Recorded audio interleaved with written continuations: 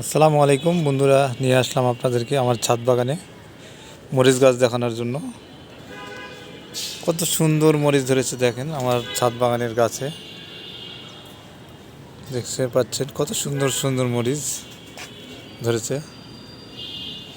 আপনারা এভাবে ছাদে মরিচ গাছ লাগাবেন, তাহলে সুন্দর সুন্দর মরিচ খেতে পারবেন, বিষমুক্ত সারমুক্ত, একবারে বিশুদ্ধ।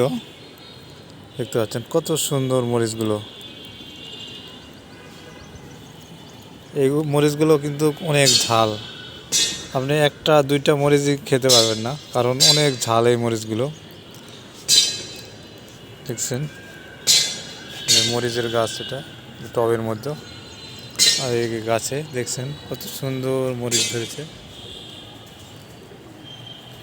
আপনারাও এভাবে ছাদে মরিচ গাছ লাগাবেন, তাহলে আপনারাও সুন্দর সুন্দর মরিচ খেতে পারবেন। আজকে এই পর্যন্ত, ধন্যবাদ সবাইকে।